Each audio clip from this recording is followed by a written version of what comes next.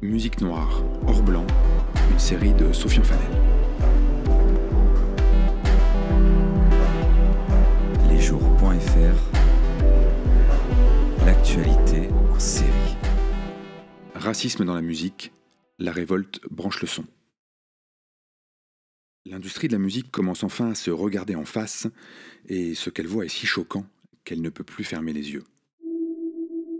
Le mouvement a commencé au lendemain de la mort de George Floyd sous le genou d'un policier blanc, le 25 mai dernier. Une semaine plus tard, le mardi 2 juin, deux femmes, Brianna Agyemang et Jamila Thomas, salariées noires de la major du disque Warner Music, appelaient à un Black Tuesday dans toute l'industrie. Labels, distributeurs, plateformes de streaming, sociétés de gestion des droits, tout le monde y est alors allé de son écran noir sur les réseaux sociaux, affichant un message de soutien au mouvement Black Lives Matter, tandis que Spotify, dans un geste aussi vain que ridicule, ajoutait 8 minutes et 46 secondes de silence, la durée de l'agonie de George Floyd, à certaines de ses playlists. Puis, le mercredi, le business a repris, comme si ce petit moment de soutien qui ne coûte pas cher était suffisant. Mais la musique n'en a pas fini avec la question des Noirs et plus largement des racisés. Le Black Tuesday n'était que le début. L'industrie de la musique est un secteur qui pèse plusieurs milliards de dollars en profitant de l'art noir, expliquent Brianna Agyemang et Jamila Thomas dans le manifeste du mouvement The Show Must Be Paused qu'elles ont créé.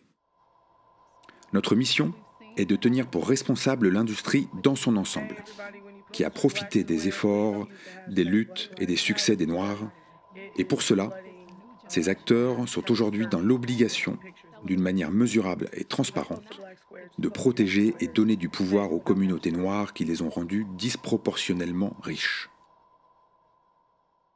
Des artistes ont rapidement pris la relève, tels Abel Tesfaye, alias The Weeknd, pilier de la musique populaire actuelle, qui a annoncé un don de 500 000 $ à 3 structures, tout en appelant tous ceux qui ont de vastes poches à donner, et donner gros. Le message était directement dirigé vers Universal, la major qui distribue sa musique, comme vers les deux autres géants mondiaux de la musique, Sony et Warner. Personne ne profite plus de la musique noire que les labels et les services de streaming, a ajouté The Weeknd sur son compte Instagram. De la part d'un musicien aussi en vue, sa prise de position a été décisive. Cette musique noire, nous y reviendrons en long dans cette série. Le terme peut interroger, surtout en France, alors qu'il est largement utilisé par les musiciens eux-mêmes aux États-Unis, où il rassemble toutes les esthétiques musicales portées à travers les décennies par des artistes se revendiquant comme noirs. Vus comme noirs aussi, par une société ségrégée, puis dominée par les Blancs, qui a formaté l'industrie de la musique comme toutes les autres depuis sa naissance au début du XXe siècle. La musique ne fait ni pire ni mieux que le reste des secteurs de la culture ou de l'économie, que le cinéma, que l'automobile, que les médias, sauf qu'elle a une responsabilité particulière et supplémentaire, car toute son histoire est marquée par l'exploitation commerciale de musique noire par une industrie dirigée très majoritairement par des hommes blancs.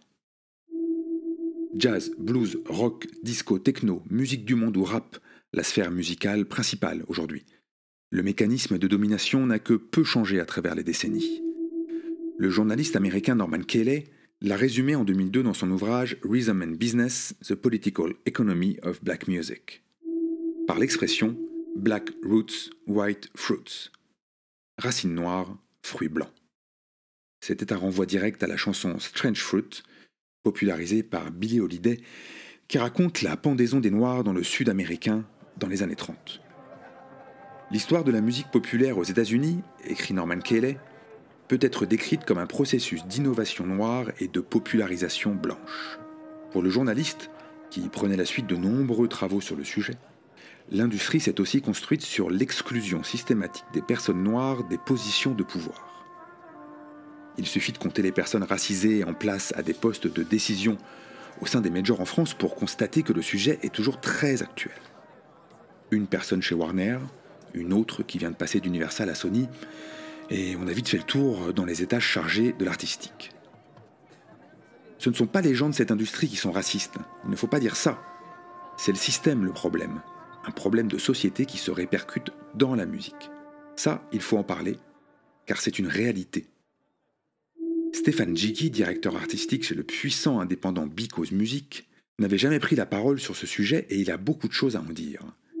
Lui, gamin de Garges-les-Gonesse dans le Val d'Oise, est arrivé dans le business comme stagiaire au secteur A, le collectif et label de Pete Bacardi, Tommy Bugsy, Doc Gineco, Neg Marron, qui a personnifié le deuxième âge d'or du rap français avant de fonder le très beau label Première Classe. Sa longévité est une rareté dans le petit monde de la musique en France pour une personne noire.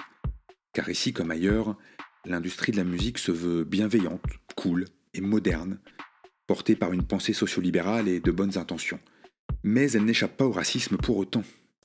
C'est ce système d'exploitation matérielle et symbolique, inconscient, que pointe aussi Karim Amou, sociologue et chargé de recherche au CNRS, auteur d'une histoire du rap en France qui a fait autorité.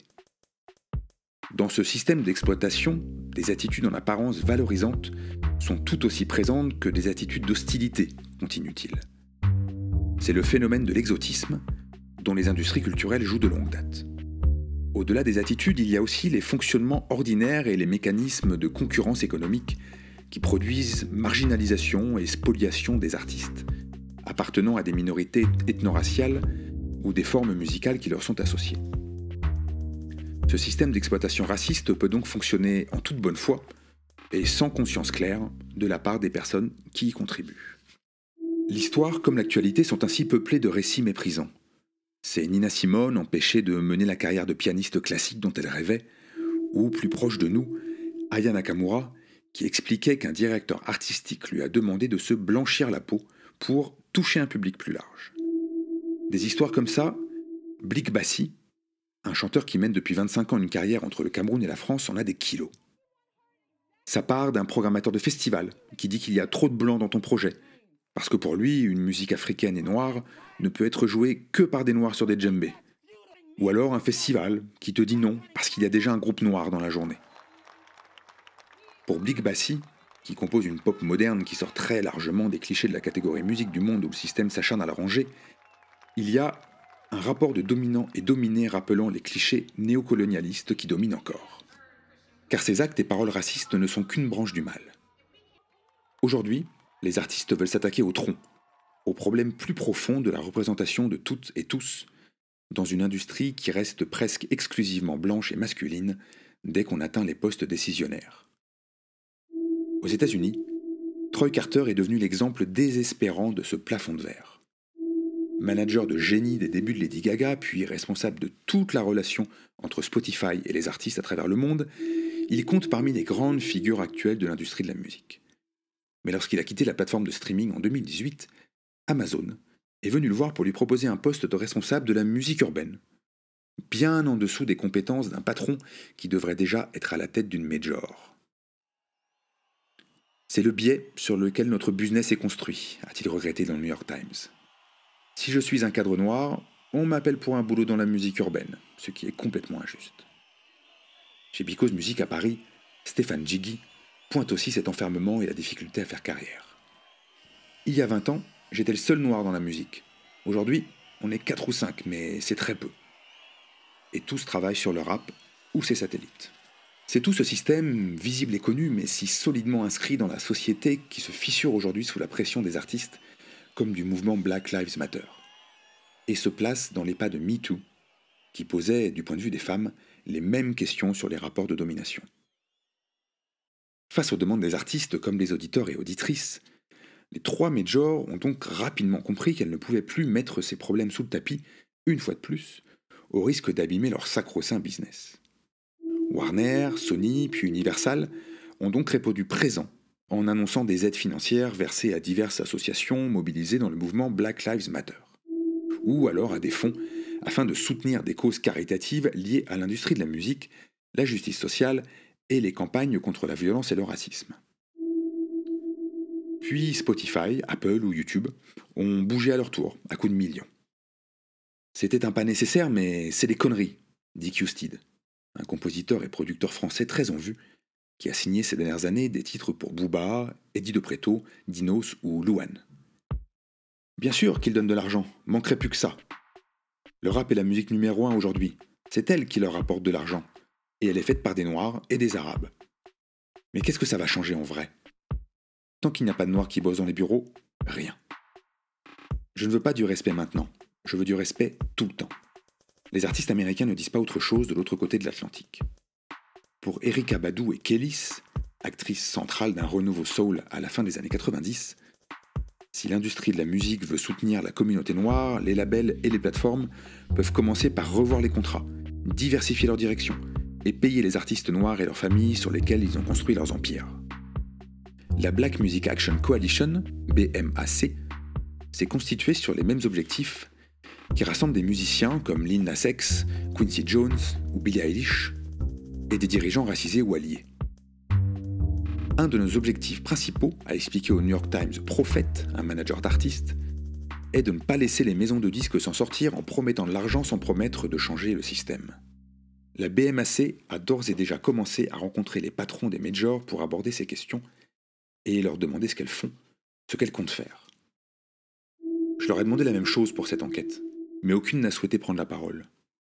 C'est que tout ce mouvement leur met bien le nez dans la merde, comme résume crûment un artiste interrogé pour cette enquête qui préfère apparaître anonymement car le sujet reste sensible.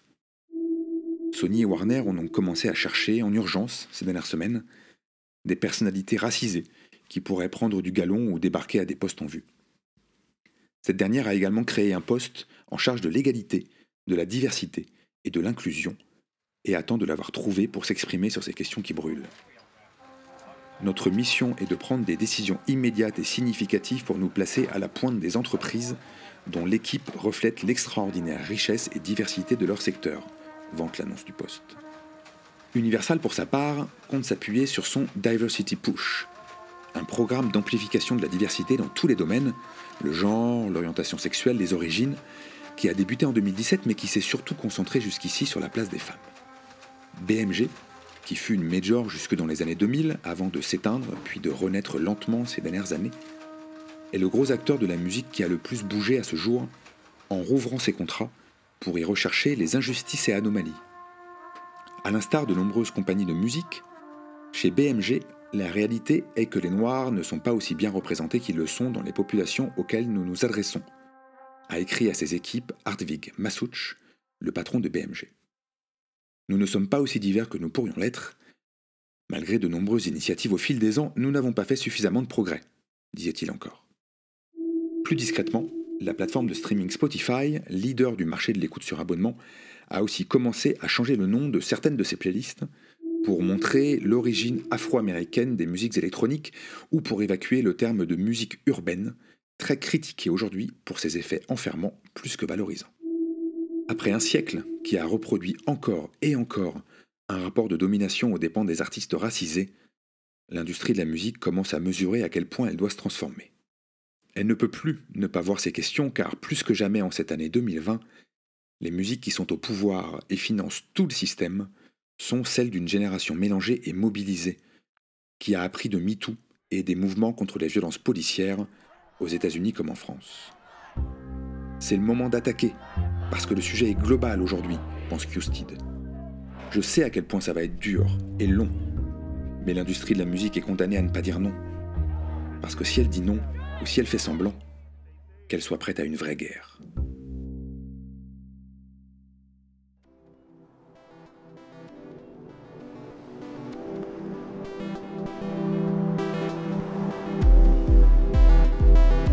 À suivre, épisode 2.